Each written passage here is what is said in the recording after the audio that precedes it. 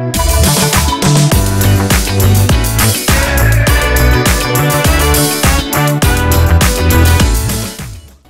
శర్మ 2007 టీ20 world cup అనగానే గుర్తొచ్చేపారు. ఎందుకంటే అప్పట్లో ఆఖరి ఓవర్ హీరో జోగిందర్ శర్మే. టీ20 వరల్డ్ కప్ తర్వాత జోగిందర్కు పెద్దగా అవకాశాలు రాలేదు.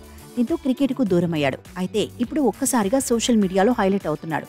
అందుకు ధోనీని కలవడమే కారణం. ధోనీతో కలిసి ఉన్న వీడియోను జోగిందర్ శర్మ సోషల్ మీడియాలో పంచుకున్నాడు. చాలా కాలం తర్వాత ధోనీని కలిశానని పోస్ట్ పెట్టాడు.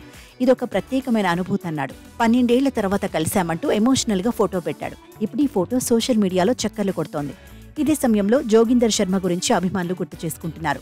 ప్రస్తుతం ఈ మాజీ క్రికెటర్ హర్యానాలో డీఎస్పీగా పనిచేస్తున్నాడు. నిజానికి 2007 టీ20 వరల్డ్ కప్ ఫైనల్ కు ముందు జోగిందర్ గురించి పెద్దగా చర్చే లేదు. అయితే ఫైనల్లో మాత్రం కెప్టెన్ ధోనీ నమ్మకాన్ని ఈ ప్లేయర్ నిలబెట్టుకున్నాడు.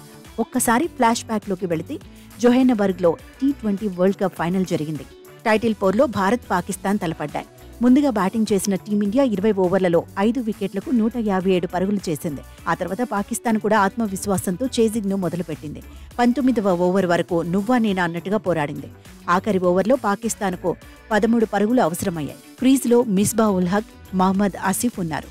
ఆఖరి వికెట్ అయిన మిస్బా ఉల్ హక్ ను ఆపడం అంత ఈజీ ఏమీ కాదు. చివరి ఓవర్లో బౌలింగ్ చేయడము తేలికైన వ్యవహారమేమీ కాదు. తీవ్రమైన ఒత్తిడి ఉంటుంది.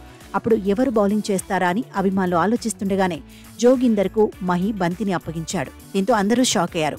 మిస్బాను ఆపడం జోగిందర్ వల్ల అవుతుందా అని చర్చించుకున్నారు. అంతలోనే తొలి బంతిని జోగిందర్ వైడ్గా వేశాడు. ఆ తర్వాత వేసిన బంతికి పరుగులేమీ ఇవ్వలేదు. ఆ వెంటనే రెండో బంతిని మిస్బా సిక్సర్గా మలిచాడు.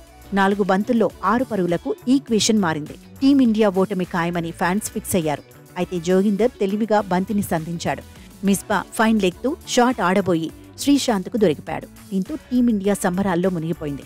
తొలి టీ20 వరల్డ్ కప్ భారత్ ఖాతాలో పడింది. రాత్రికి రాత్రే జోగిందర్ శర్మ హీరో అయ్యాడు. అభిమానుల మనసు దోచుకున్నాడు. ఇప్పుడు మహీని కలిసి మరోసారి అందరి దృష్టిలో పడ్డాడు.